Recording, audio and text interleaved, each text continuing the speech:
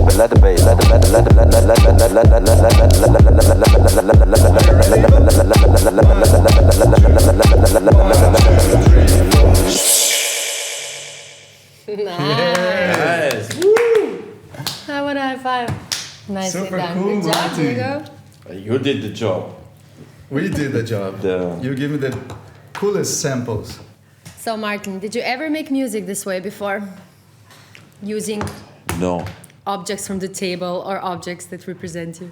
Not really, but what we did, there was this phase of field recording, that's how you call it, and before mobile phones were like all over the place, you could buy from Tascam or some companies like a Dictaphone, recorder, no? exactly, on a pro level, which with pretty good microphones, so I use that pretty much actually.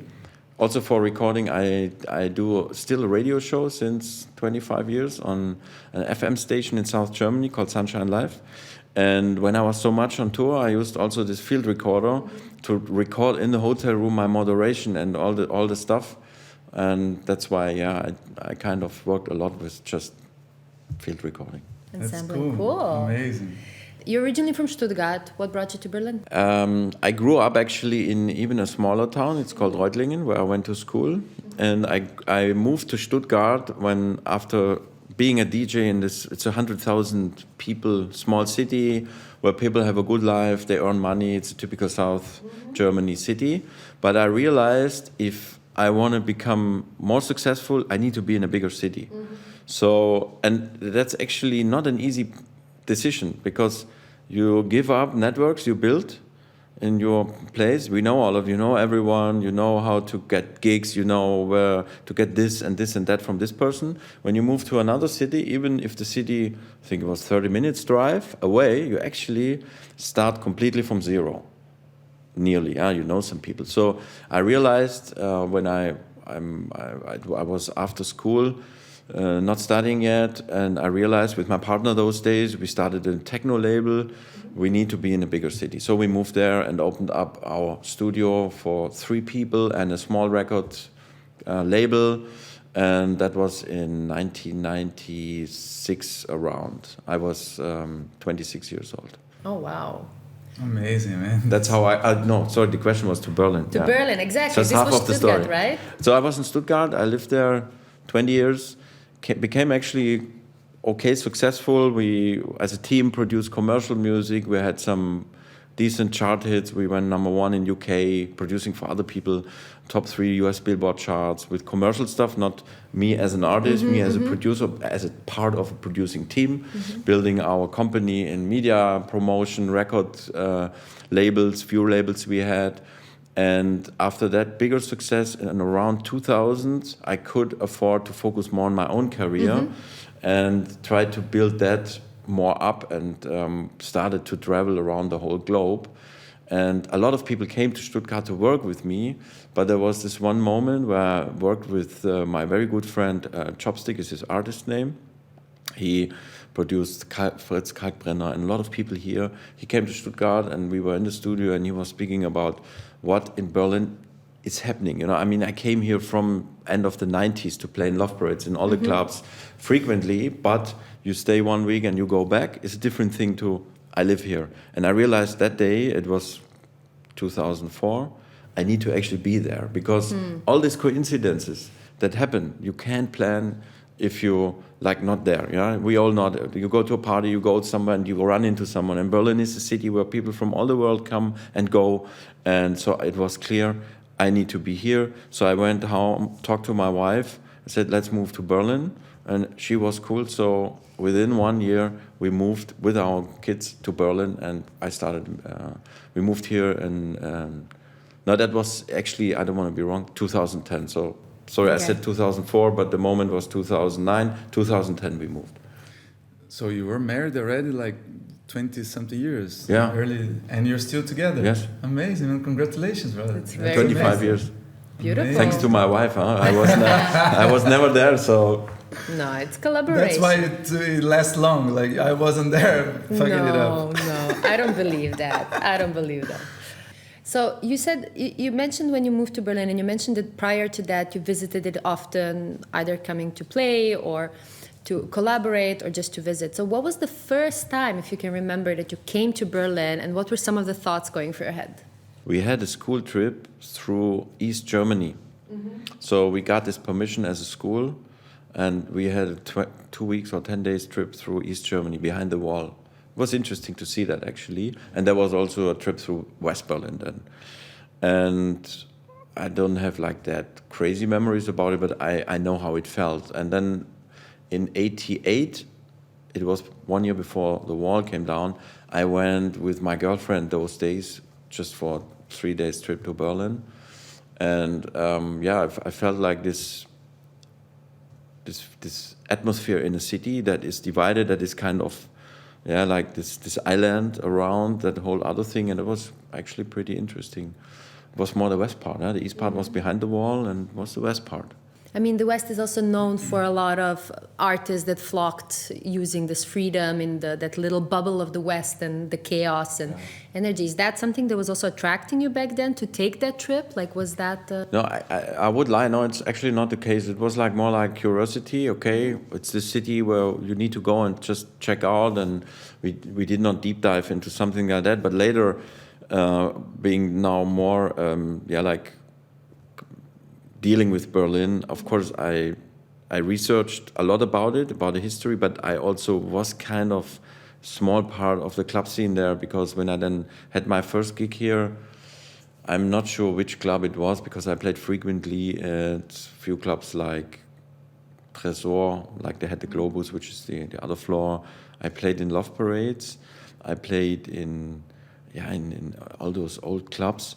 And then you get this feeling of, that was then after '89, when the wall came down and the whole party scene moved, or the electronic music scene, they grew up in the east part, you know. The west part had before that all these clubs, but that was not really the electronic movement. That was in '89. There were spaces, people just went in for illegal parties, not just in Berlin, it was in other cities too.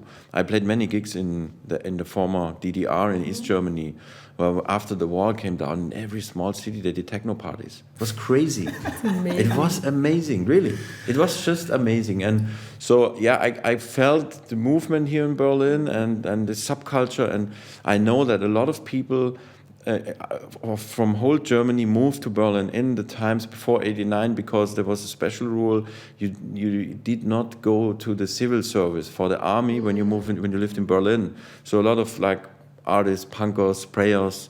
And we don't need to go back in that history. Everyone can research about it. But that was part of this whole, let's say, basic soil or humus, or how you say, why a lot of things happened there later. Amazing. That's interesting information. So I thought that what called most of the people was cheap. There was a lot of places, and also there was this whole effervescence around it, but I didn't know the whole army thing. I think it's part of the story too, for Yeah. sure. What For you sure, say, it's a mix of that, It allows right? all of that to grow. It's a mix, exactly. If There was, you're in the times of army and you're more into other stuff, like let's go Berlin and skip it. yeah, You know? and in parallel there is these spaces, and Yeah. there where we have our Riverside studios in Kreuzberg, which was West Berlin, but it was kind of an area that was surrounded. If you look into it, there was the river, which there was a border, but then also if you look to Treptow, that was east. So there was this area of a lot of like subculture that started to grow in the 60s, 70s there. There is, who is interested, you can find on YouTube film material from the 60s, 70s about every district of Berlin. It's called Berlinische Berichte. If you research that, it's really interesting. It's just, I think, without noise or sound, sorry, not noise, sound. They just film old material, how the streets looked like. Really interesting, actually. So Very And you can curious. find, especially about Kreuzberg, what kind of people were there. So there was a lot of creative people, or like left people who were like not living the usual system, and they started to live the first communities in industrial areas of old fabrics, stuff like that. it's amazing. So Diego has two questions that he loves asking every guest. Diego. Tell us one thing you don't like about Berlin. I don't like there's such a big amount of intolerance of different groups who claim they are tolerant, but they're not. And I see this from different perspectives. You know, there's a lot one against others. People who are in cars are against people who are on bikes. People on bikes are against people in cars or pedestrians. So I feel this grew a lot even in the 12 years I'm here. A lot, actually, where people became really aggressive to claim their claim. With people who live in the center, they want actually not people from outside to come in, because they want to have like their area, and the same on the other side. So that's what I actually not like so much. And you're seeing this as an expression, a collective expression, or are you seeing the day-by-day individuals against individuals? Yeah, you can see aggressivity on the streets, and that's intolerance. And I'm not saying this group or this, I see it Everybody, yeah. on a lot of groups. Maybe it's also a thing of society, but I can see that especially It's here funny in because Berlin. I thought this was a Berlin thing. Like people in Berlin is just rude, so they weren't. Interesting. They weren't like that. But I can ask you now, what is for you Berlin? There's never people in Berlin. That's, I can say a lot of positive things, but one of the things I love is these different districts. And the people, they like their kids, which is a really great thing, and each kids district is so different. That's why sometimes I ask from people outside, when they say Berlin is like this and that, which kids do you mean? Is it Kreuzberg? Is it Mitte? Is it Grunewald? It's like completely different worlds. Yeah. And people have different kind of mentalities there. For sure. So you probably answered right the second one. What's one thing that you love about Berlin? I love the diversity here in the city and this totally craziness that and everyone can choose what kind of life would she or he wants to live here. You can have this villa, quiet life outside in the outskirts, or you live the Kreuzberg hipster green lifestyle, or the Mitte super hipster. So, and that's what I really love about it. That you can choose that, and you can even every day switch to this different like bubbles, and you will feel it, and that's really cool. And I love how you say the hipsters and the super hipsters. Like in a way, you know what I mean. I think totally, you know what I mean. Yeah, totally know it. And do you have kids, Martin? Yeah, 3 kids. 25, 22, 13. Okay, they're kind of grown up, most of them. Yeah. It's easier now then. Yeah, I mean, I said it before. A lot, especially with the 2 boys, the 2 older ones are boys. It's my wife, and she's a teacher, so she also works. But she actually did most of the stuff because I was simply just not there. So now I can, with our daughter who's 13, I bring myself more in, and that's something great for me too.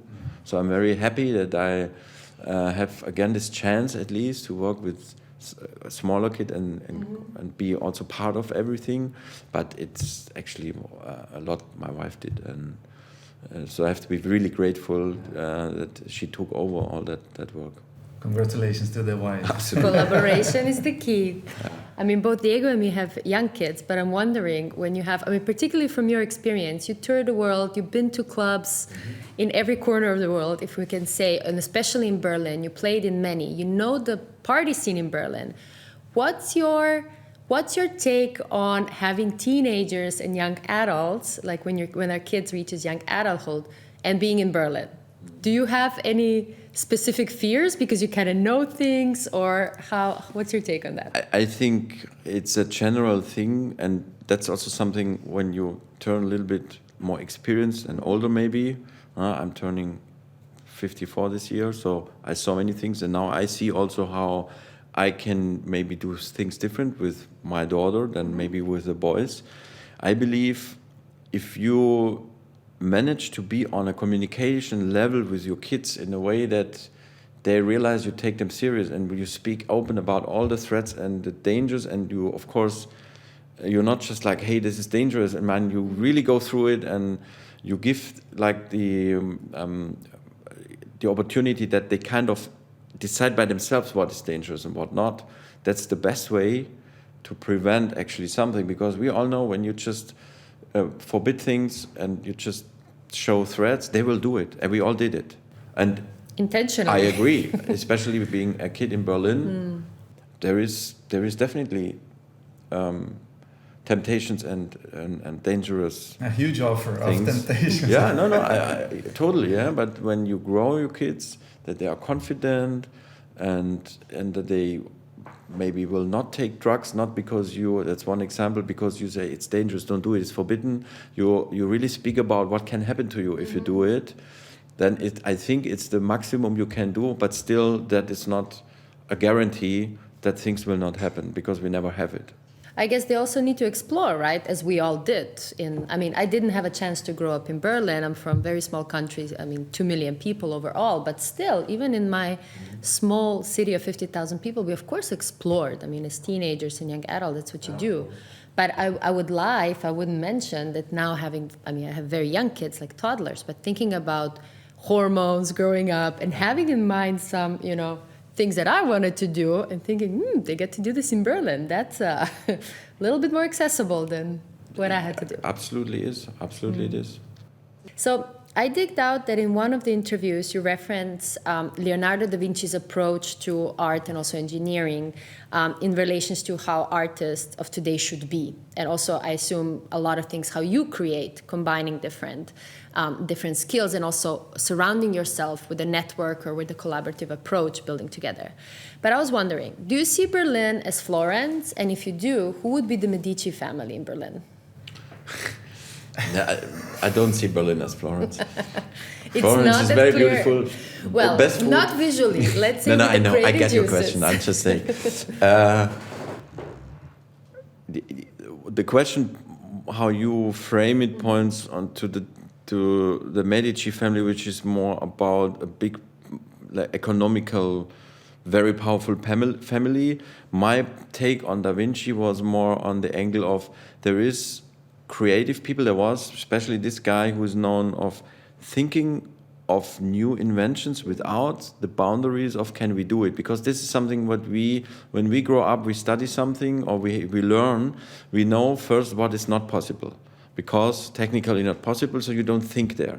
But artists, actually real artists, and with real I mean people who stand up every day and they want to create something impossible, something that surprises us, that opens our mind. They don't have these boundaries. Even us as musicians, we have these. When you start as a musician and you don't know anything about music theory, you just play around and you could do anything, and then maybe weird things comes out, but it can be cool. Later you learn about the theory, you will not try them because they're not right. And this is the same thing with engineering. So what I say is, through AI and automized technology and so further, we more and more need the creative input to build products, and we're not limited by technical restrictions. And that's why we can go in a little bit, or it will maybe go a little bit more in that direction. Our role as innovators is more the creative side. That's why we at Factory Berlin, with a great team, we started a strategy about it. We called the Creative Code, where we brought technologists, forethinkers, and artists together. That's the ones who learn engineering, that's the ones who are the creatives, and that's the ones who have visions. And in this mix, you can be really innovative. And for me, just what Leonardo da Vinci did in these days, the creatives, the artists were actually the innovators. That's why I put that topic on. And like reframing her question, I think what she meant, you correct me if I'm wrong, like it's like Florence was the center of innovation and creative people. Is Berlin Florence? And in the case it is, who are the that case was a family, but who are the entities who are putting the infrastructure for this to happen? I think. Thanks for bringing that back on track, because it's right, that point.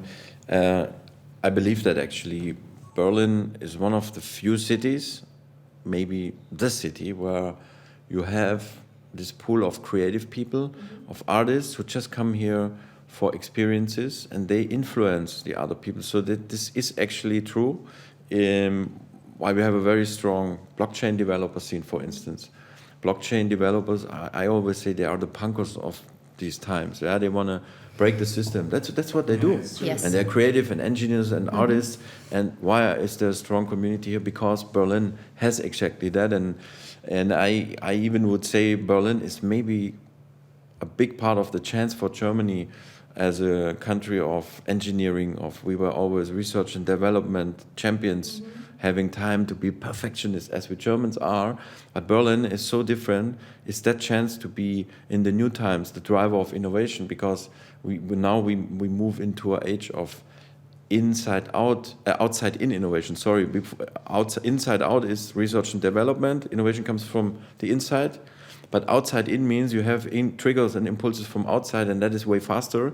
And that is why Berlin is actually this chance of this mix of creative people who just come here, and also of technology that is more and more here in the city. And who or what you think would be the supporter of this scene? Because in the past was the easy condition to live here, right? It was a hub because it was cheap and you could run from the army. Like, so in the past was easy to be Florence and everything was the Medici family because it was just too easy. Nowadays, what do you think is the facilitator for that condition? Because now rents are high, like everything's kind of more I think scarce. the political stakeholders here, they know about that, and this is the most important thing. And there was times 10, 15 years ago, it was not so clear. What roles do the clubs play? Then there is a great union, the Berlin Club Commission, which is a big, actually a lobby group and a stakeholder as one of these players who bring that topic on the map of politicians, make them aware, hey, we need still, because the clubs are still one of these factors why these people come all here. People in politics know, meanwhile, it's important to preserve spaces for creatives, and there's a lot of initiatives and money goes into it. Okay, how can we have ateliers for artists and for subculture here? So still, I don't want to be, still we have to be honest, the development is tough, and yes, it's definitely getting harder and harder, but at least I see there is also some support from government and from private organizations who fight against it. If we look into London, for instance, I see this process didn't happen there. And I remember 20 years ago in London had, I think, same amount of clubs like Berlin. And they had their warehouse parties and all of that. And they lost it, actually. A lot of these clubs closed down. Today, there's not so many clubs anymore. And the mayor, Sadiq Khan, when he got elected, one of his bullet points was, we need to get back the artists, I think he said, even from Berlin to London.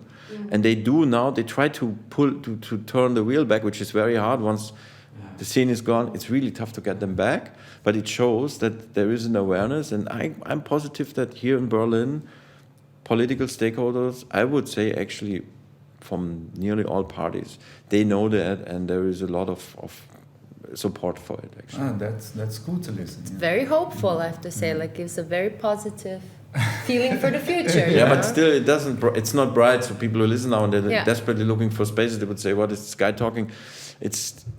I would say it's not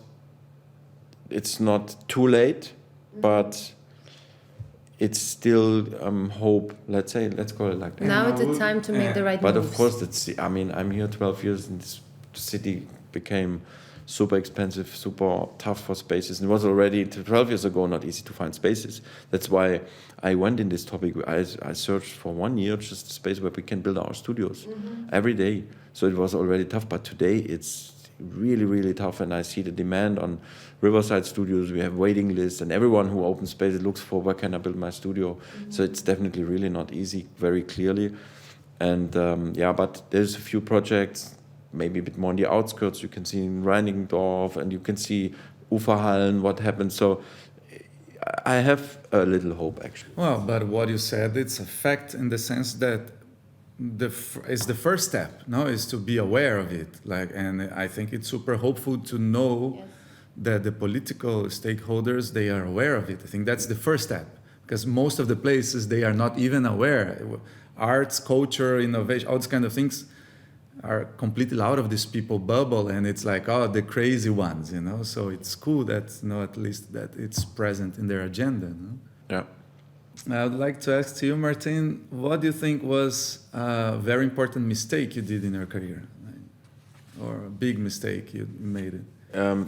If we speak about my music career, there was a moment, and I got that moment later. I should have taken a management.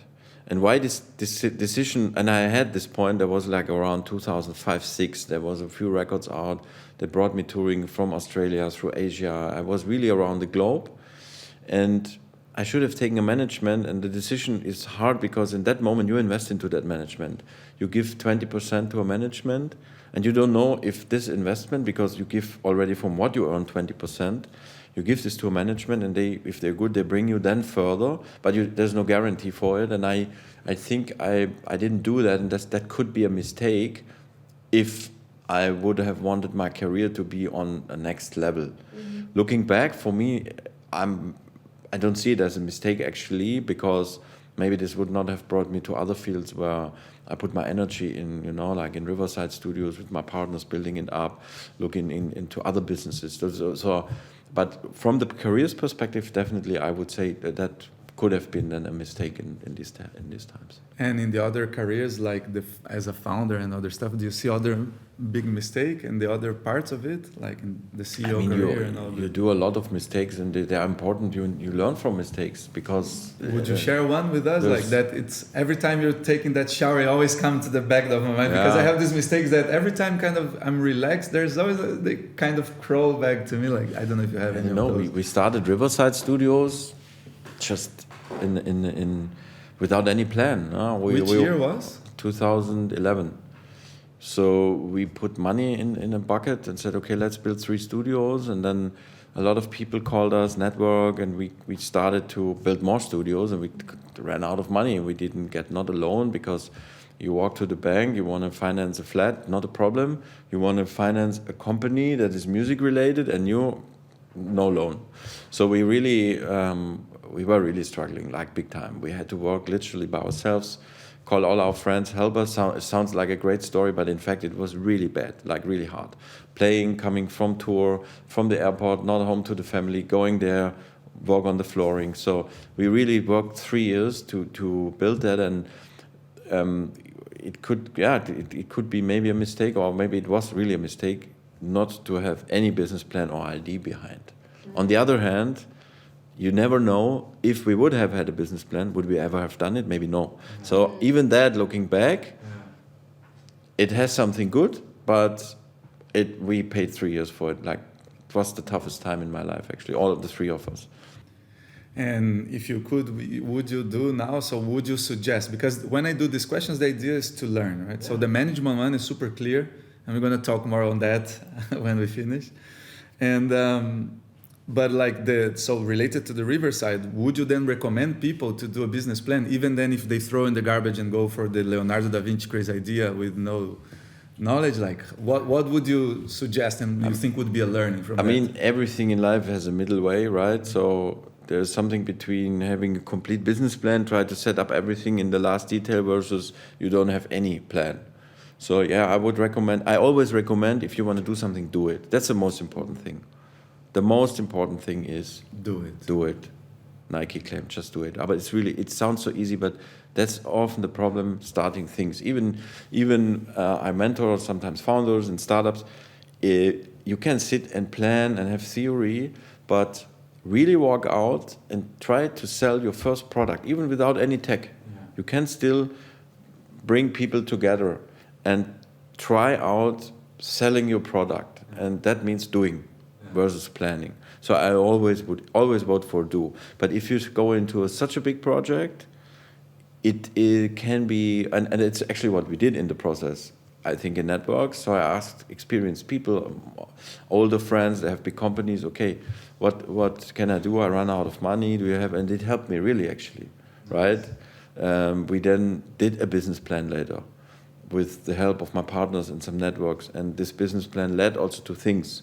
So that's cool. The recommendation is ask other people who went through bad processes, had failures, and they can help you or bring in their network in. And so don't give up too easy, actually. Yeah. That's actually also something that unites every successful person. They never give up. Yeah. Amazing. And the completely opposite. What do you think was the best decision you made in your career? Or a very important one? Move to Berlin. Nice. In the same moment, very hard step. Really, if you have 2 kids and full family set up in another city, to move everything into another city is really not easy, because you also rip your family out of their sports activities and everything, and they start also in a new network, which can be later good, and I think it is, but because you adapt to, like being more dynamic and open to change. And I believe today in these times we need to live with constant change. We human beings, we hate change, because when we're back in caves and you have enough to eat, why would you move out and there is the tiger that kills you? So it's better not to change, right? Yeah. But at the same moment, it makes us slow and maybe even not so excited anymore if we frame it positively. So that move was really tough for all of us, my family, my wife, my kids, for me. In the same moment, it was the best move we ever did, because of course, these networks here are crazy. The city is amazing, and people come from everywhere around the globe. You meet these people. So, looking back, best decision ever. In the process, building Riverside, having moved, really tough, but maybe one of the biggest steps. And generally, I did a lot of these kind of cuts and did something new when I started work for Factory, because the owner, who is a good friend of mine, who is a crazy guy, to have a DJ as a CEO there or an entrepreneur, that was also like completely going into another world where people have their presentations and slides on PowerPoint versus I come from a different world. So very tough, but big learnings, and that keeps us always like on the move, agile, not getting old in your head, you know. So it was your first time as a CEO or like a head of official head of a business? No, I mean, I have my own companies, but they were small. I have 3 employees, and that's why I know I'm an entrepreneur. So I'm not like just a DJ. No, of course. But then working with a bigger team and adjusting with people who come from completely the business world, that's something else. But that was one of the reasons why he also asked me, hey, can you take over? He had this vision to have someone that is an entrepreneur and change things there. Of course, that's why that was actually the task. So that was also, and I'm very grateful for that opportunity, even though, again, like the move was really hard in the first 2 years, really hard, because change all the things, you have all the meeting structures, which was very hard for me. You now have all your show fixes and the schedule explodes. On the other hand, very good learning and going into totally new world of music industry, into startup industry. So that was also a good thing, and I'm very grateful for the chance that Udo gave me with that. Amazing, super cool. Amazing. I want to piggyback on that just a little bit, because I find it, I completely understand, particularly how you explain now, what was the thing in Udo's mind getting to you as offering to you the position of the CEO of a factory. But what was going through your head? What did you envision of hoping to gain from this experience? Like, what drove you to say yes? I was tired of the music industry, because 30 years in one industry becomes boring. Kind of, you speak always the same talks with the same people. Second, I felt already that I need to do something else, and I was not actively looking, but I was open for something like that, because I saw the game really changing in music. And I like, before you promote yourself through music, now you promote yourself only through Instagram, Facebook and co, which changes really a lot. It changed actually everything. Everything you do, your focus you do in music industry, if you're on the artist side, is, I would say, it's more than 50% of what you do. You need to be a pro in content creation. And I felt I'm not that guy that I will love to do it. And if you not really love to do it, you will not be good at it. So I was like open, let's say, for that. And it was a process also, no? It was not like, okay, you become CEO. It was more like, okay, do you want to have a substantial role there? I want you to be someone that gives impulse and really impact to change, like a team that grew fast through an investment of new investors and having a scale plan into something that was maybe becoming a bit too corporate for Udo, because he's also an entrepreneur and he wanted to still have that, agility and like entrepreneur mindset. And that's how he asked me, and it was not like, okay, as we do it, it was a process. And I kind of went there to work there and see 4 weeks how it is. And I totally fell in love with cool people, new ideas, new business, and I really like the atmosphere. It's also like betahaus, where we are now. It's the same. It's really open-minded people, and I liked it a lot. So that's why I then said, okay, I will do it. But it was a very big cut for my life, of course, definitely, huge. Was that the first time you enter a co-working space? So did you have any experience prior to that? I did not know even factory or betahaus. It's like when you are in different industries, sometimes it's really interesting, right? You are in other worlds. Yeah, I know the name once heard, but I never thought of it. So it was a completely new world for me. Ah, that's super interesting, super cool. Very interesting, particularly like understanding that Riverside Studio with the concept that you with your co-founders created it was a little bit going in that direction, right? It's co-working for artists. Absolutely, and that's why that was a reason, I guess, or I know why Udo also gave me that offer. You know, he came to Riverside and he said, interesting, what we build in startup, you build actually in music industry. And the parallels were, we were actually not a co-working, because the difference between co-working and a community or ecosystem is there is actually two words that make the difference. The one is curation. Curation means you have to exclude people. Every safe space excludes people. And that's what people a lot ask me. Hey, you exclude people, it's something negative. Yes, that's what we do. We exclude people who are abusers, who are not respecting the rules, who don't have respect for other people. Yeah, that's how we exclude. That's the difference to co-working, because co-working, and it's not something bad. Even factories started as co-working, it's just a different business model. Because when that's your offering. There's a desk to work.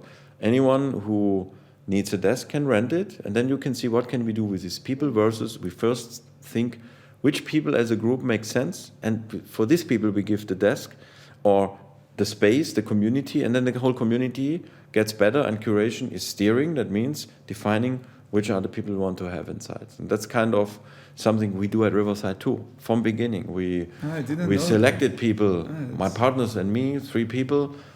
First, if we felt people, we liked them, that was the biggest aspect. We didn't need to have a reason for it. A lot of people walked in, hey, I need a studio, and we said, okay, no good vibes, no, we don't have one. And so we curated actually, and then later in our 12 years, we started early to think, especially me, what can I do that these people work together? And that's very hard, because people naturally don't collaborate. People think of their business, they like to drink a coffee, and we can maybe go for lunch together, but really collaborating, that did not work. So I tried out a lot of things, and I figured out one thing. When I brought a startup into Riverside to try things out, I saw that people who are very busy suddenly sat together because they were curious. They said, oh, what are you doing? Okay, suddenly they spend time. And then later, they work together. That means you first come together through a common, let's say, group where we have understanding of value system, and we know that we are sympathetic to each other, and we might maybe build trust, that what happens. And then after that, you naturally think, okay, now what can we do together? And that happened actually. And this is something what Betahaus and Factory, I think, more or less also is in the DNA of these places, and that's what we did at Riverside Studios too. Amazing. Super cool. Lovely. I think it's perfect time to roll into a bridge. Yeah. So we're gonna get another track. We're gonna go for another Not track. yet, but we will gonna get there. So this is literally our section called Questions Out of the Box. So I would ask you to take this box. You can put it in your lap or over the table, whatever you feel like. Open it. I opened it. And take a question out of there. These questions, they were taken out of famous interviews and internet, so they are very random. Okay. Out of the box. Out of the box. But I see you a bit laughing, so. Yeah, because I don't know which one, but there are many funny ones. Okay, I read. Do you have a phrase or saying that you never understood or you had?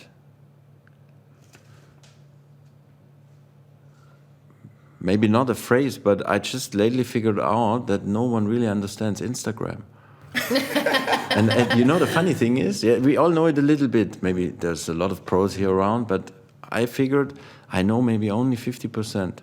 And then I asked another friend, hey, can you explain me everything? I actually also don't know. I asked the next one. No, okay, so it's not really a phrase, but that is a thing where I figured out a lot of people don't understand all the functions, and so, Fair. Yeah. Can you please take another one? You can leave this out. Yeah, leave the question out. We hope for a funny one.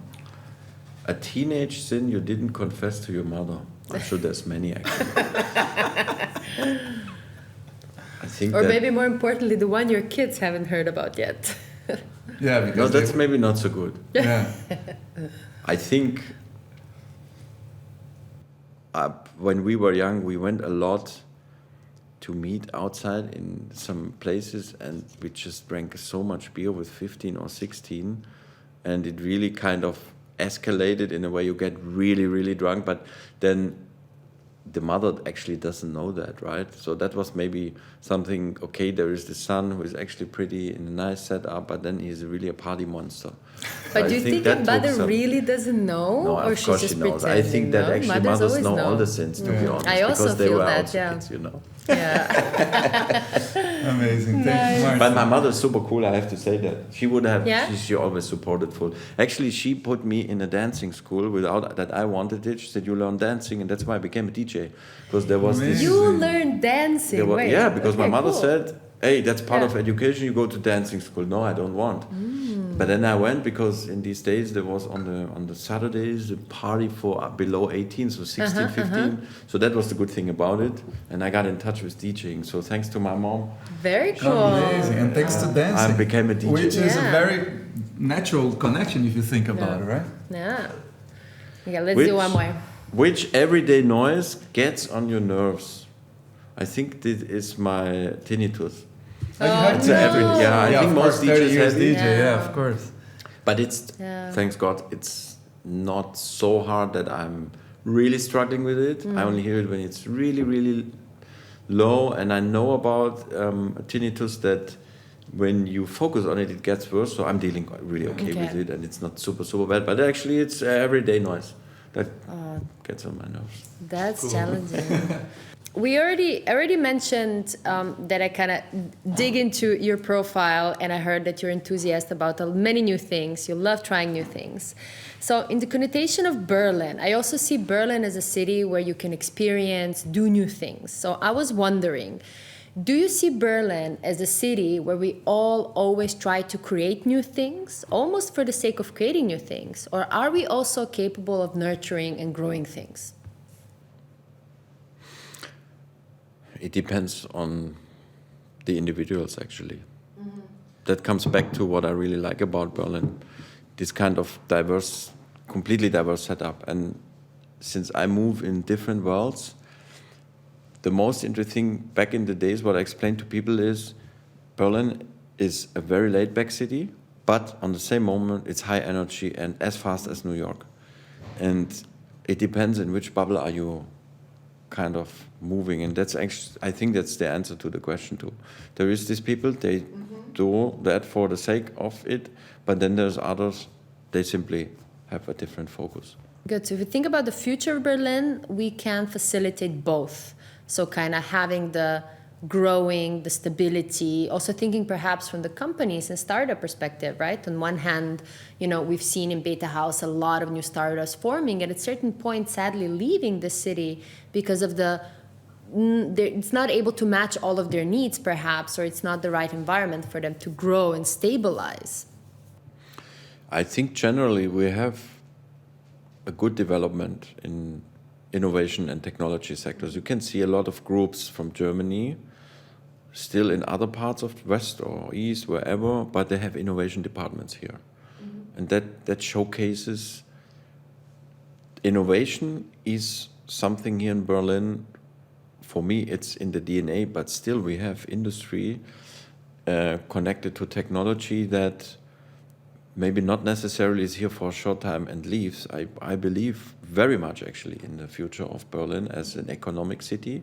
And that's we sometimes forget as Germans, because in Germany, a lot of people outside Berlin see Berlin very negative. Because Berlin actually, if you see in the finance distribution of the country, a lot of money goes in, and they always say, yeah, you burn the money. But we have to be fair. It was also a city that went through times of, it was an industrial area back in 1920 with big industry, Siemens and all, huge industries, then destroyed by wars, separated through a wall, and now coming back, having also double structures and and driven down infrastructure and you know, and there is a huge effort to bring that back, but I can see it on a very, very good way actually. And I think Berlin, if we speak about the rest of Germany, when you look outside Germany, it's different, but Berlin is way, way, way better actually as the perception. And my perception is when I speak to founders, to scale-ups, to companies, actually not as negative as some others do. I really believe it's good. Okay, nice. Many things that you're sharing today give us so much hope for this. I'm a positive person. Exactly. I see. I love that. What do you think Berlin needs to do to remain an important real estate landscape in Europe? No, because we see that because of many reasons, include the whole startup scene. Like there is this kind of phagocytation of the scene in Berlin, with all this demand and all these people coming with much more money, like the gentrification, we could call it and generalize, but there are many factors, right? So what do you think Berlin could do to remain livable and also be like a big part of... The biggest problem is definitely lack of space. You think? No, it's not what I think, it's a fact actually. But you mean space that is built? Flats, apartments, but not, I said space, I did not say apartments, because you also need space for small businesses, for artists, for anyone who does a business. It's the same problem. And you can solve that only by one thing, is construct more. Mm-hmm. That's actually the thing. I know there is other approaches, and they say if we regulate the market and get the rents down, but to be honest, it will not solve the fact that there is not enough space. I think Berlin is between 2 and 4% empty apartments, which is crazy, not enough. You need the double of a healthy city that people move in and out, and then there's free apartments. If you have 2 to 4%, people stay in their apartments because they're not finding something new. In the same moment, Berlin grows by 100,000 people every year, but we construct, 20,000 apartments only or something like that. Don't put me on the numbers now, but the 100,000, that's the real number of people moving in, and we construct not enough. That means the situation gets worse every year, because we would need to construct 120,000 apartments to have more available space for the people who already are here, but we have more people coming. And that makes everything incredibly expensive and incredibly, if you leave all to the market, then of course, and that's what you can call gentrification for normal people who maybe cannot afford apartments anymore, then this is a huge problem. So first, we need to construct more. How can we do that? Permissions. You need to be faster with permissions. We are very slow. It takes around 10 years from the moment you buy a piece of land and you build a big, let's say, I'm not talking about one family house, I'm talking about big real estate projects. It takes 10 years before the tenants move in. Why? 8 years from that, or 7, is part of the permission process. Mm-hmm. That drives the costs up, because when you buy land, you pay interest for the land, and the developers who buy that and develop it, they pay 10 years interest. Then you reach to a certain level where you cannot construct below, 2,000 euros per square meter. When you already construct for 2,000 per square meter, you cannot rent out for 10 euros because you will lose money. So it's one of many things you have to do. We also have to, as a municipality, take care that we have affordable apartments for people who have lower money. We need to see how do we treat with public-owned land. Do we preserve it for people with less money? All of that, there's a lot of tools around, but the answer to the problem is we need more apartments. That's it's simple, but in the same, not simple to reach, but that's the simple thing. So there's something super interesting in what you said here, because you said we need more spaces, which means we need to construct, to build more. And then I would say, well, but then we stay in the hand of the market, the savage market, right? Because every new apartment in Berlin is like $500,000 to start with. And it's cool, not cool, but it's super interesting for me. It really shines a light on the subject for me. So the prices are not only high because people are, greedy, because the constructors are greedy, but because actually there is a slow down process from the government. So part of the high prices in the new apartments or the new things is related to the government being slow.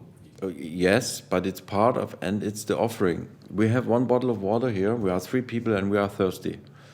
So, 4th person selling that bottle, who pays most? We have 10 bottles here. The price will go down. It is simple, because that's always the argument. They only build luxury apartments right now. Yes, because the demand is so high that, of course, you can ask, and people who can afford more, they will pay more. And it's not the overall answer. It's just part of the answer. You need to, as municipality, construct apartments which you give regulated to people they cannot afford. You have the tools.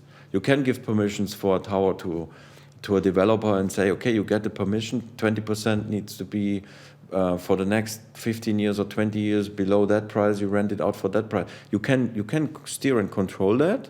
There's many ways, but a higher offering leads always to lower prices, always. That's definitely. But there's one thing maybe to guide that, or to take that back actually a little bit.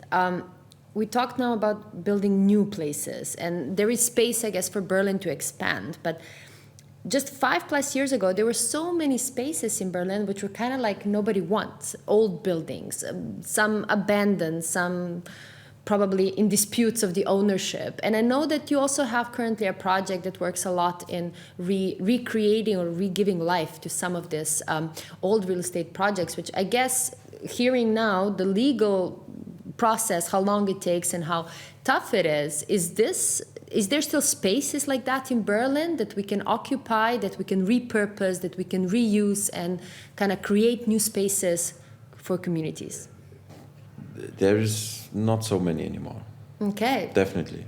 Which is sad, but that's the price for a booming city, or the price of a booming city.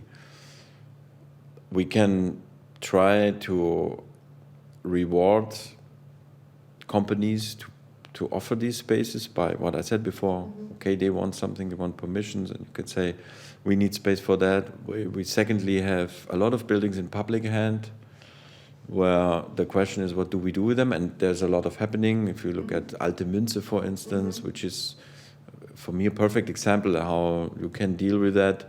There is this people, the Spreewerkstätten, which I'm very close with, and they, with their own investment of time and then the money they made, and they put it into the building, they have like this mix of, they give 20% to Subculture, for very subsidized price, they make their money with corporate events. So that is an answer, actually, how you can offer conditions with, you don't offer, you offer, you give conditions to people to build something, construct, or public-owned places. So you can operate that, but 50% of the space needs to go to these kind of groups of people. That's the way how you can deal with it. What you ask is the project we do in Neukölln, which is actually not a common thing. It's Philip Morris who produced cigarettes there, and 80% of this whole asset, it's a huge asset of 150,000 square meters. 20% are still production of cigarettes and will stay, but the rest is empty, and they could have sold it. So they decided to build a hub of creativity and innovation. And the good news here is that they are not doing it on first place, neither for promotion for the tobacco business. They want to do it for the reason of innovation, have with them to transform the company to going away from tobacco products.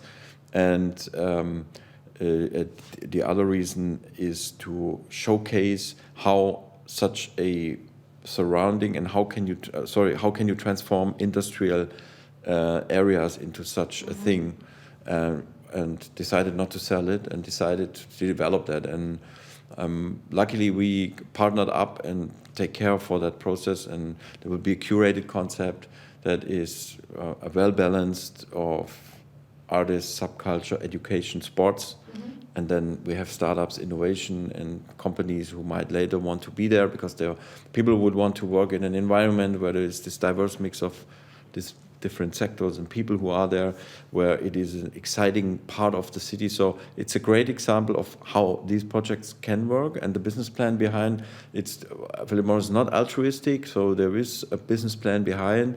On the long term, still, that will be a good business case, but not maximizing through the real estate.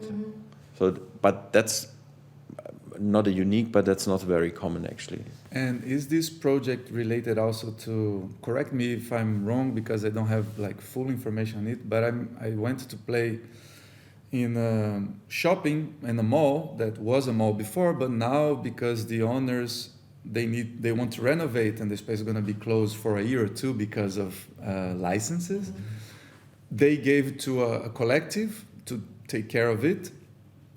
And they do that because there is a new law related to social responsibility, which the money they invest in this project somehow is detached from the taxes. So is this Philip Morris project also in that line? Are they also covering that? Not really, but they're doing that project kind of for the reasons I said before. They want to transform and they want to showcase in Berlin, in a city where there's innovation, where it's all that mix we discussed before. But what you say is a general question that reaches, meanwhile, leaders of municipalities, mayors in many cities, because not so much in Berlin, but still we have change of how cities are working, especially city centers. In the past, we had shopping malls, because people, they work in the factory outside, they live in another part, they have a car to go to work, and then they have the car to go to the city center to do shopping, because that was, in the last 20 years, actually a way of spare time. Yeah, social thing. Yeah, and all of that changes. The way how we work changes, big factories putting production outside even Europe, demographic change. People want to have city centers that are again exciting. So we have a real estate crisis in all these shopping malls. In the same moment, we all ask ourselves, how does the city need to look like? Maybe ideally without cars, because if I live and work and have spare time in one area, why would I need a car then? So I think that question, or I know, is a very relevant question and leads to now to a readiness to give collectives, maybe shopping malls, to try out, and it's not a big movement yet, but you can see it. Yeah, and I heard of a nice process in London, Oxford Street, where the municipality gave an agency. They do kind of a similar thing what we do as Green City Development. So they made a call out for artists to have for free, pitch your projects, and you get for free a space for a year in Oxford Street in a shop, because these shops are empty. You know what I said? So they want to revitalize it, but through artists, through exciting things. So there is a slight movement, besides of big issue in politics. What do we do with city centers? And that is slowly a trend. I can see slowly a small trend, which is good. And you see here happening in Berlin, like that you're more connected to the political aspect. You see that conversations going on. The conversation is across all parties there. Then everyone knows we need to do something. They need to do something how to still keep city centers exciting. I mean, Berlin is not a city of 100,000 citizens in the middle of Germany. The problem is arising, but not still totally there. We know the city is still working because it's just as big, but yes, they know it. And I think they put in the coalition contract, it's public, you can read it, even a proper budget for ideas how to develop city centers with new concepts. So that showcases, actually CDU and SPD both agreed, that's one of our goals. It's in the coalition contract. Martin, man, you bring only good news, huh? It's exactly, amazing. it's just positive. You know, the positive communication is something that has an effect on people, right? Because we generally, through social media, we are all afraid now of everything, and for a reason. War, pandemic, economic crisis, energy crisis, and people are you get in a negative cycle. You are afraid, but there is, and we then easy forget the good things, and they are there. And we should remind ourselves, because we want to be in a positive cycle, and be positive and do something, and do not see only the negative. No, that for sure. But what I find nice here is that it's not like an exercise of being positive. It's like fact. It's cool that you're on the nice side of the fact. Absolutely. I want to ask, before we jump to the next topic, specifically for the space that you mentioned in Grenzallee, you said in Neukölln, right? Is this already open for public? Can people already come there? Do they need to sign up? What is the process? The thing is the following. It is in an industrial zone, and there is laws. What can you do in which zone of a city? So in an industrial zone, some of the things we want to do, they are permitted, and some things are not permitted. Okay. And we are in a process of putting the concept in a way together that the authorities there, they permit us the whole mix, but they have also important topics for them, like small businesses who want to produce and manufacture need spaces. So if we turn the whole city in a whole big creative bubble, that can be nice for us, but let's say a small company with 10 people who manufacture some wood stuff or metal stuff, they still need also spaces. So I see totally that point, and that's why these industrial areas are for. So we are in a very positive and in a good process with them together to go deeper and deeper into our concept, and we are already in the process to find a right balance that we make sure there is still space. And actually, it's nice for the concept to still connect a carpenter with a startup, you know, so it's a good thing. Absolutely. Or production-related innovation. So we put, besides of the Creative Innovation District, the headline Industry 4.0 as a storyline on top of that. So we showcase also still manufacturing and everything. So it's such a huge development. So this takes till it's finished, maybe never, but it takes years to grow inside. And now we deal with the authorities that they like the concept and they give us the permission for interim use. And then we start pretty fast with events and stuff. But right now we're still in that planning phase. But within this year with them, we're in a process we believe we will reach to by let's say Q3, to a point where we can really have like the first people on ground. A bit of open door. Yeah. Perfect. Cool. Well, everybody mark your calendars. Wait for Q3. Absolutely. And is that actually the building that has the cowboy, the Exactly. Marlboro cowboy, right? Because I was thinking, I know. Yeah. Okay. Well. And the funny thing is, I mean, we have a lot of communication already internally with people and so further. And some people ask critically about, do we promote tobacco and so further, and we all, but everyone says, but you keep that cowboy, right? Yeah. Exactly, So yeah. Everybody's looking cigarettes, but everybody wants the cowboy. Exactly, especially if you're entering Berlin, like from the airport, for example. I think that's where people exit the highway, right? Or at Grenzel, and you see that cowboy from far away. Yeah. Keep it. Cool. But there's a few activities ongoing, like there's a sports field we already use. There's Victoria Berlin women's soccer. They train there. So what we can do within the legal permissions, we do already. So it's not there's nothing happening, but just for public, that will take a little bit time. Cool. Makes sense. So maybe still staying on that topic, particularly like how you're growing and what the process is for you to build that community and create a space where people not just come and use, but also interact. What are some of the key values, or what is actually the core value proposition of a creative space like that allows people to do that? Like, it's the community mix, actually. That's the core value proposition. For me, the most important thing is, why do you go to a place? Because of the people who are there. First place, not so random. Back to that curation, back to that Absolutely. defining. We define forehand, and we did all of that. What do we want to have there? So placemaking or activation is art, culture, entertainment, education, and sports, to make a nice environment where creative, open-minded people meet with people who produce things. And then we will have a programming, an offering of events, of different programs like mentoring and whatsoever, bring people together with certain goals so they have like a reason how to become part of a community. I said before, the second thing besides of the curation. What is important is the word trust. Maybe I forgot to say it, but for me, how can we build trust? Only if we bring these people together. And then there's many reasons why you would want to go there. There could be a reason of there is a market I want to attend, of arts or food market. There could be I want to play paddle tennis because we have an urban sports park, or there's a concert, or there is my garage where I work on my products.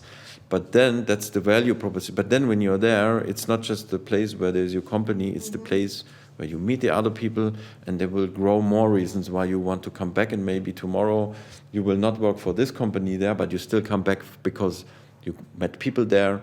There is other reasons why you want to be part of that huge community and that thing we built. So growing as your also personal growth might be, you're kind of coming back and refeeding in both ways, right? Yeah, to exactly. kind of supercharge it. Very and interesting.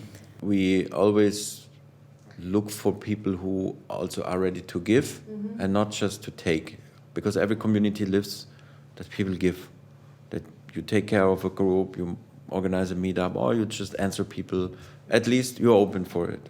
So that's also part of the curation. Yeah? What is this? A big company, they're looking for 10,000 square meters to park their cars, not good for the concept.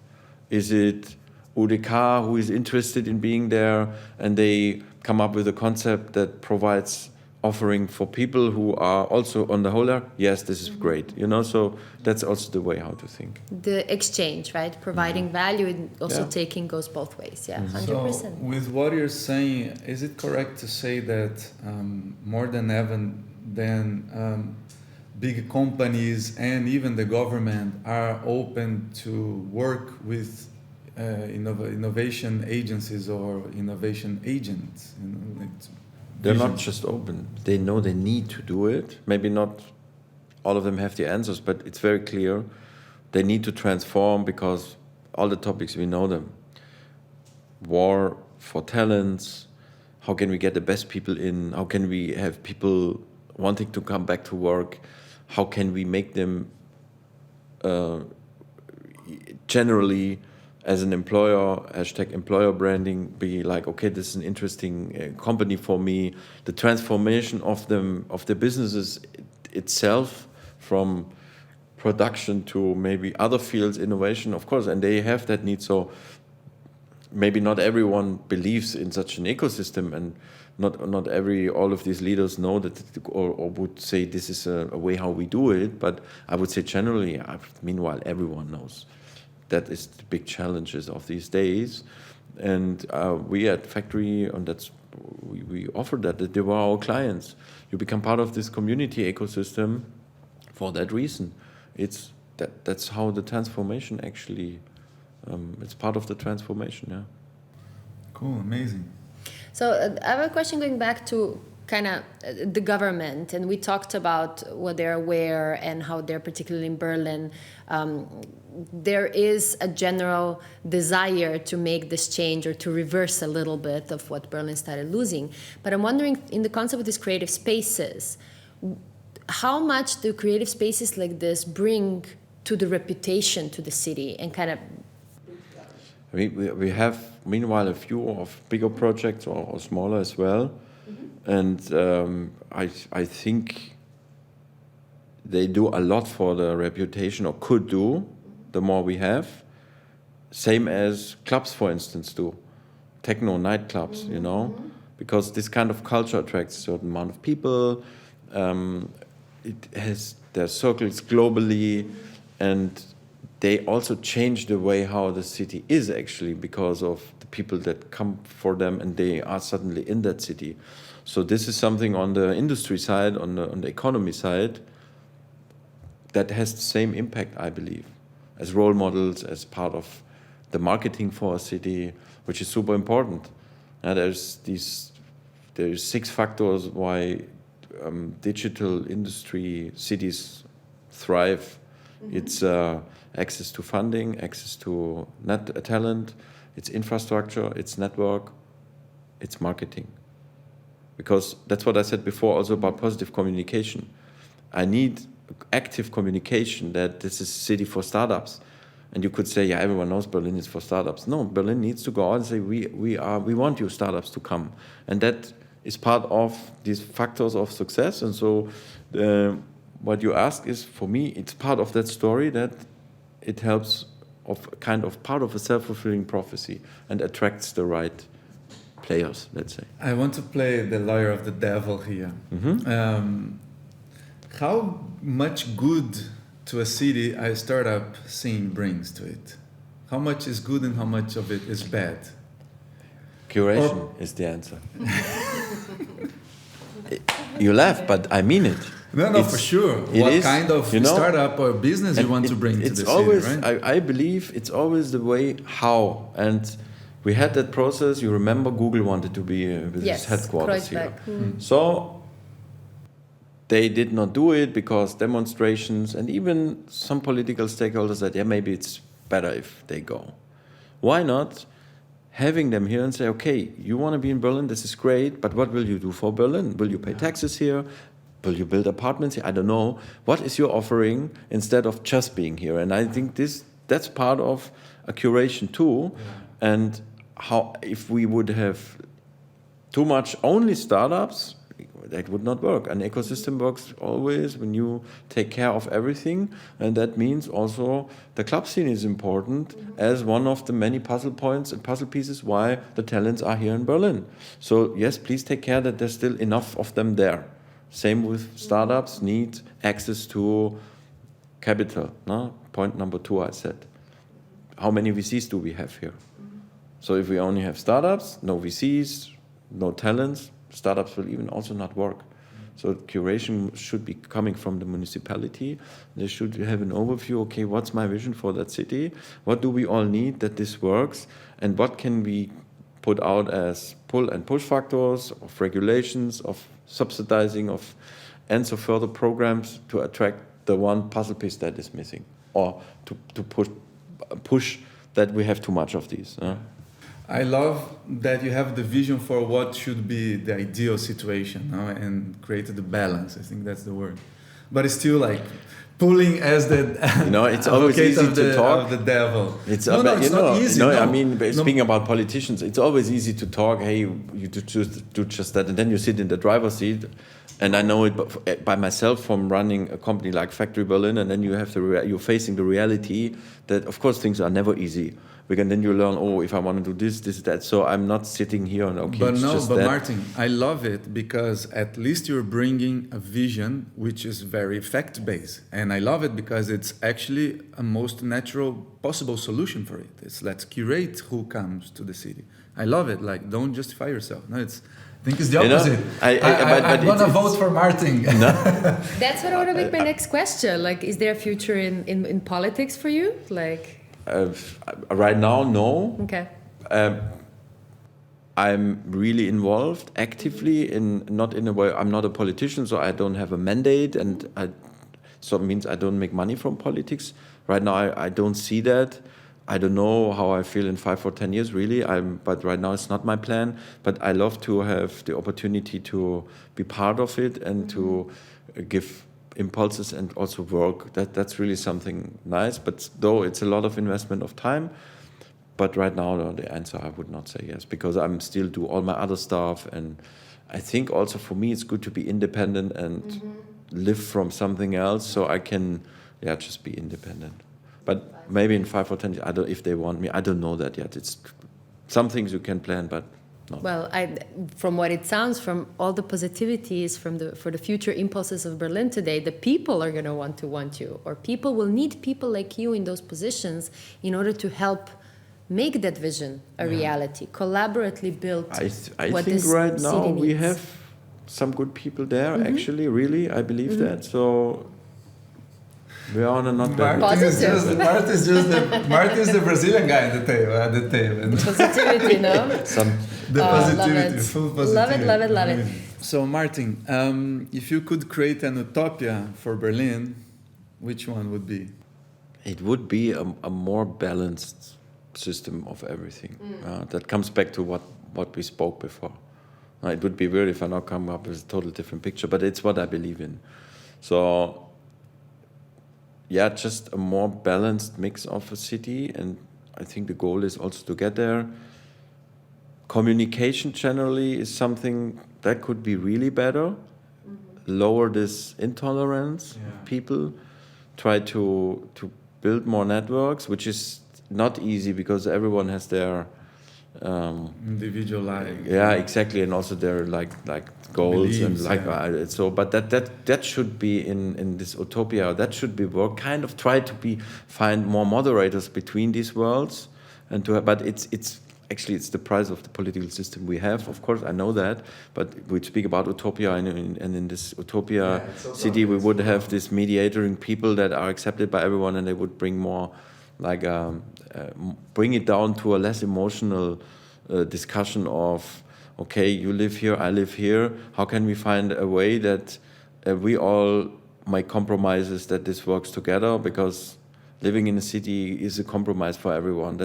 That's a trade-off, a big city. So maybe that's the picture. It's amazing because your utopia sounds a little bit like native. There are many native cultures that they go to the ancient guy to fix the problems. No? Like, it's communities. Yeah. A city is the ultimate community. Yeah, for sure. Communities live from some people who engage for communities, and how can you run a community by people who are moderators, and some others have different roles. They help to grow the community and so further. Identify. That's super cool. And I don't listen to much people talking about. And I love this concept of understanding the individual function inside the group. Now I have this belief that there's no powerful collective without powerful individuals, and powerful individuals are formed by knowing what are their purpose in this group. Like as you said, you have the mediator, you have the one that is more extroverted and go out to grow the community. All these kind of people. Yeah, it's a beautiful utopia, Martin. Super cool. That's the beauty of utopias. My last question before we move to the next section is, what is one thing or something that you're very grateful for in your life? About my family, actually, definitely. I said it before. Amazing. Yeah. Cool. It's easy said and all, and everyone says it, but it's true. A lot of things as I have with kids and everything, I could not do if my wife would not have supported me all the years with all my craziness. It's very clear. Nice. This is like our guest book, like in a hotel. And this section I love to call a joy shared is a joy doubled. So our last guest left you a question without knowing it would be for you. Okay. So you can read it and answer it.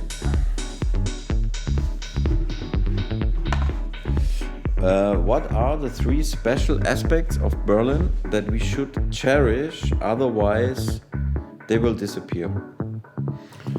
It's a good one. It's a good one, and it hits a lot of points we spoke about.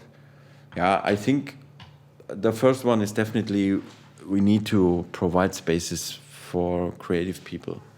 And that's this.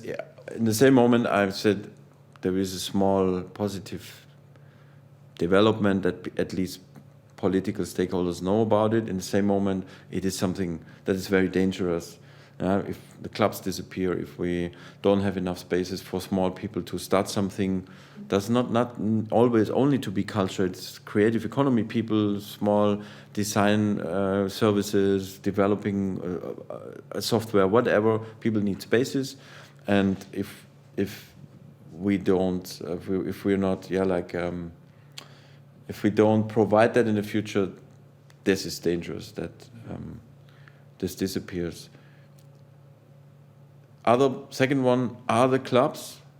Mm-hmm. The clubs have their lobby, yes, and they are a substantial part of the DNA of this city. So we need to still, but be aware they need to be here, and we can see already a process of some real estate problems they have. They are pushed to the outside of Berlin, and I believe Berlin lives from having clubs in the city. So a lot of them are fighting, dealing with these restrictions. So that is definitely the second point. And maybe another aspect is, can we still have a few festivals in the city and stuff. I remember we had this Lollapalooza in Treptower Park. First. And I personally, I like that we are in a big city where sometimes these things are possible. And now we tend more and more to let's keep it quiet. It bothers some people who live there, and so further, and we become and a city like Berlin is losing something. So it becomes flat, no? Exactly, like and dead somehow. Yes, and I always say if you move in a 4 million people city, it will be not quiet like in a village. Okay, For so sure. Exactly. maybe, and then don't move here and think now, oh, there's this festival here. Yeah. Let's have this a few times a year, and let's still be as aware that we have tourists. Yes, they are loud and with noise of their suitcases and all of that. And I think a city like Berlin still needs that. Otherwise, Of course. we are boring, small. I'm laughing that one day or more than one people told you, I hate the noise of the suitcase of the tourists. Yeah, okay, I understand. I would be bothered too, but let's think But for that the could general be very picture. German, no? Like Yeah. it could sound like a very German cliche, like wir haten the tourists. Amazing. Cool. So I think we're ready to go to our grand finale. So I always do this crossroad between the business world and the music. And it's something that I really find interesting about producing music is connected to the leadership, right? Because you kind of need to have a vision, take decisions, be aware if that's the right path for the song and all this kind of correlation. You know? So that's what we're gonna play now. We're gonna start the track from scratch and you're gonna produce it. I'm gonna execute, but also I brought something that can give you power to execute too. And we're gonna create the soundtrack of our episode. So let's put our headphones back.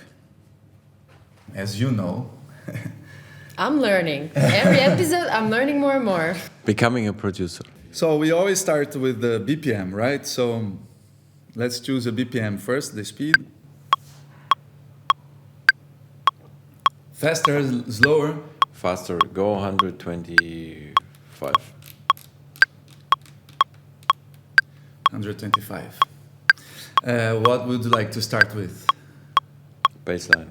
A bass line, okay. Would you like to do it yourself or would you like me to do it? I can do it. Okay.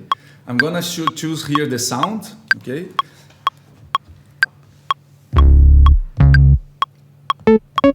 No, go, Yeah, wait. put it like that.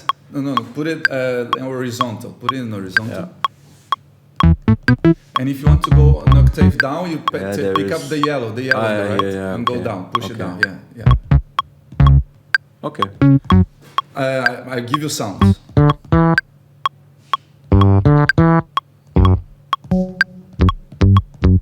Leave this one. Yeah? Oh, sorry, my bad. Yeah, go. You can record it. Yeah.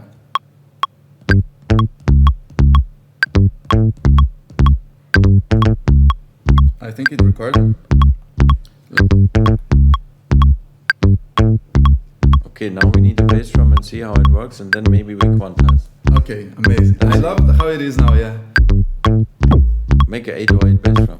Okay, 808 is a synthesizer for those who don't know. This one? Yeah? 808? Yeah? I do it. Yeah, it's just On the four, floor? four, on the floor, Okay, four to okay. the floor.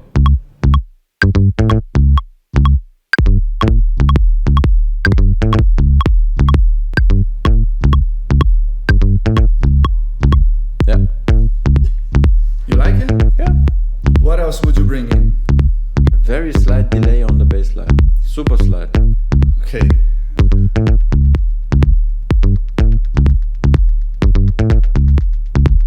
Yeah, like that. That's the delay I have here. What would you do different with the delay? I can try to add it. No, it's fine. Let's Yeah? take Can you leave it with it? Yes. It's gonna be the soundtrack of our episode. What else would you bring? Let's have a synth.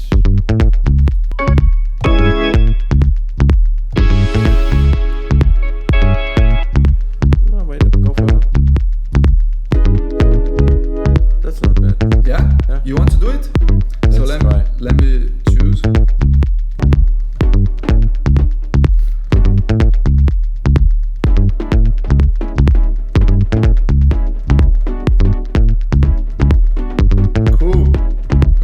Yeah, I'm gonna do.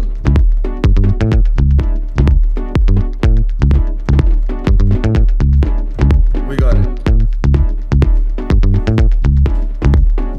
Nice. I would have a simple hi-hat, open hi-hat. An open hi-hat. Like what? Can be a 909. Yeah? Like this? Huh? Yeah? Yeah?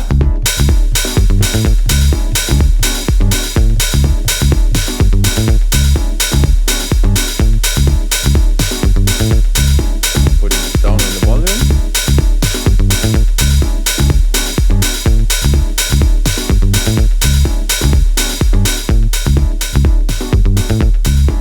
Amazing. So now that we have our bases, I'm gonna ask you to open this box here, like the second one, the one that is down. All right. Bring it to you. Take one for you. Distribute. No problem. That's what I want. I want that one. We want. Yeah. Okay. Pick one for me also. There's another thing here. And there's a spoon to play that. Exactly. Amazing. Okay, cool. Okay. So let's go.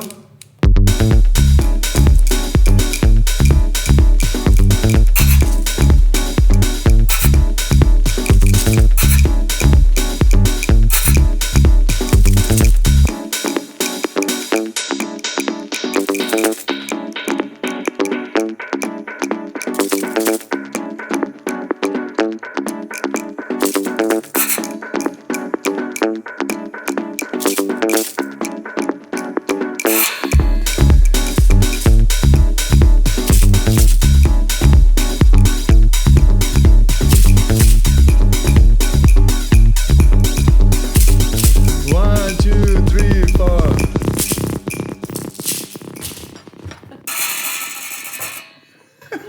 All right. Let's see if the people liked it.